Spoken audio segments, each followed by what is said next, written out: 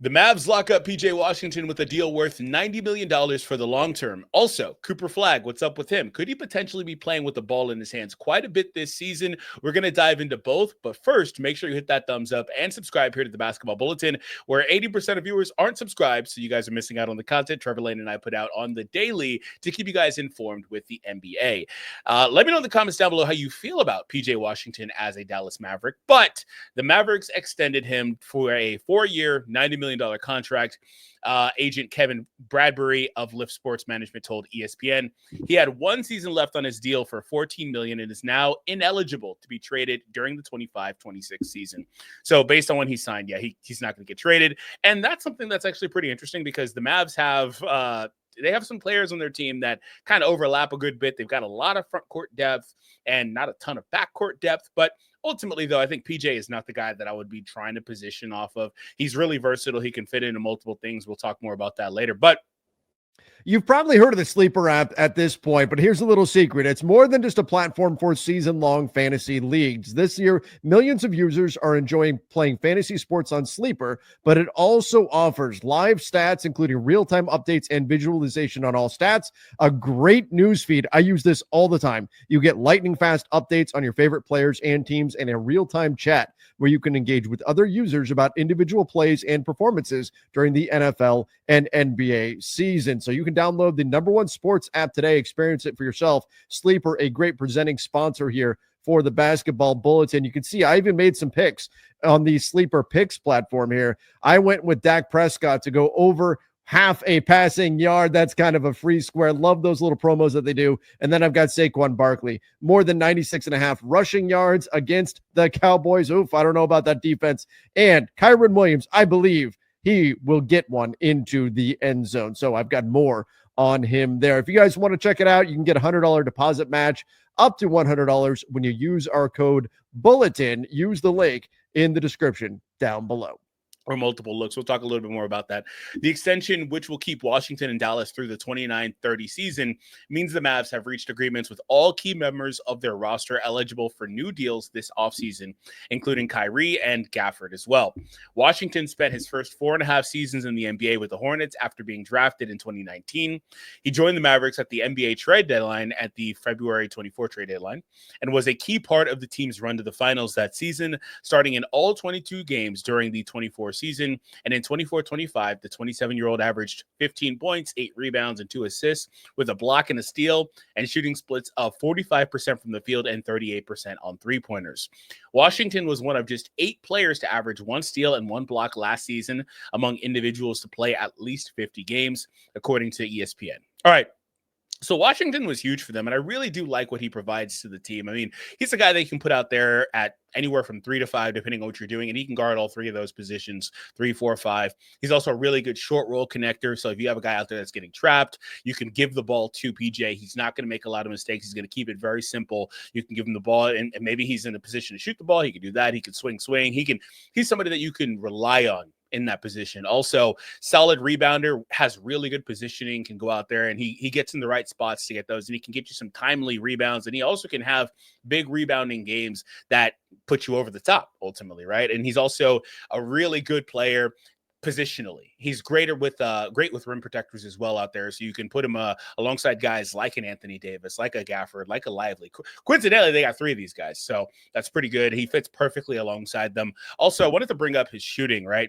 Because he's got some funky variance stuff, but that's not really a big deal because that's kind of just how 3-point shooting is. But look at the shot chart. He's actually, this is for the last couple of seasons, he's also super good at above the break. He actually really likes taking the shot.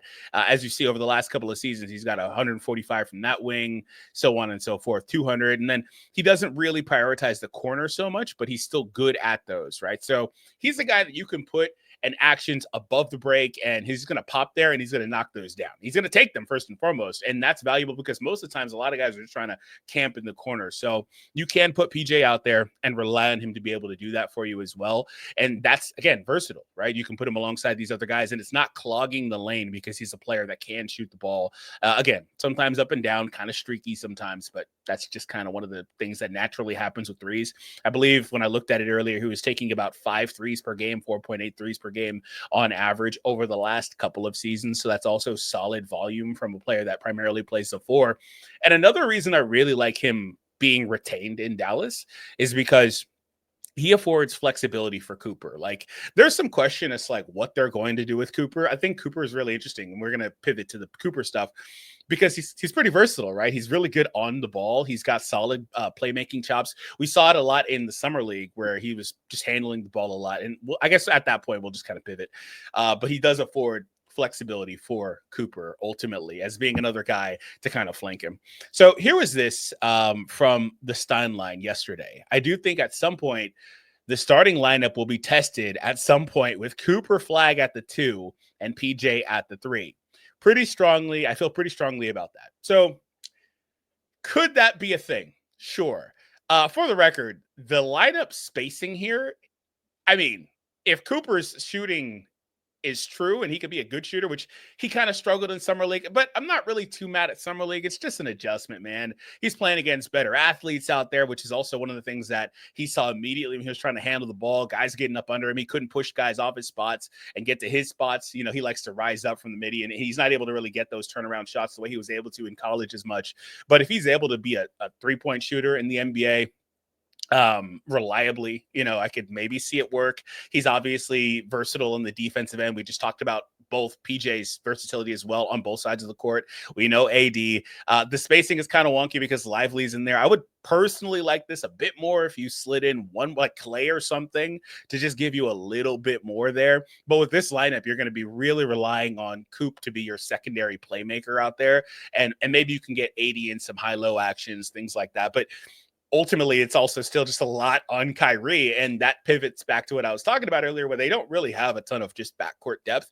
Like right now, Cooper is going to have the ball in his hands a lot. I'm sure they're going to run actions through AD, of course, like I was mentioning. But with Kyrie out to start the season, it's like D'Lo, Exum. I think they've got another, I don't want to mispronounce his name, but I think they have a 2A guy back there. But they don't really have a ton.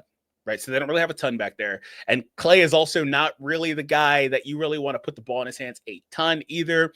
And this team is jumbo size. You're going to be putting Clay at the 2. I think he's mostly aged out of that spot. As guys get older, they kind of slide up a position, and he's probably in that position too. But it's not the biggest deal. I mean, this team's jumbo. And the best thing about it, the best thing about this type of lineup is the sheer versatility. I mean, look at the versatility from the 2, 3, 4 in this group. Like, regardless of like the offensive limitations, you're going to have hell trying to score on them. And Kyrie, I think Kyrie is a little underrated as a defender. I don't think he's great or anything, but he tries, right? So on top of that, though, like you've got so much versatility because you know what AD can do on the defensive end. And then you're flanked by 2 rim protectors out there. So you can be extra aggressive if you're a Kyrie or a Cooper in this situation. But, you know, I had, this is a little different. Do I still have it? I do. I had the AI anyway, throw together some lineups for me where Cooper could be somebody that's at the 1 or at the 2. And it threw together like a handful of them based on their current lineup. So one of them actually is something similar to this, but it's for the early season. So Kyrie is out and Russell is in, and they actually have Klay Thompson in for PJ, but it's this exact same grouping. Why it works: Russell leads as a traditional point guard. Flagg shifts to creating off the ball and brings additional playmaking. It balances spacing, creation, and defense. Yeah, that's why I said I think Klay is the piece that you would kind of slide in there personally, but I don't mind this. And that wouldn't be for PJ, it would be for Lively. But they like having Lively, and that having Lively enables AD to play more on the perimeter. I wonder if AD also will be slimming down this offseason to get back to, you know, old AD and try to be more out there on the perimeter that way, because he had to size up, you know, playing the center so much. And then they also threw together a lineup with Cooper at the small forward with Kyrie and Russell and PJ and AD at the center. That could be a thing. And then lastly, a positionless lineup with Flagg, Clay, PJ. So basically the same thing, except no Kyrie, but you add Clay in. So this same setup. You could also throw Gafford into some of these. Like, we're not really talking much about Gafford. I think Gafford fits perfectly in that spot over Lively if you need to do that. But you know, while I talked about all the front court depth, this team also does have players that have dealt with a lot of injuries, particularly last season. But, you know, Lively is one of those guys too. So obviously PJ is another guy that you could plug in, and if he's healthy while somebody else is out, he could play up for you. And that's huge, right?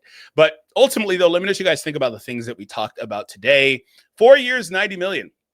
I didn't talk a ton about that. I think that's good value personally for where today is. I think he's a playoff caliber combo forward you could put out there.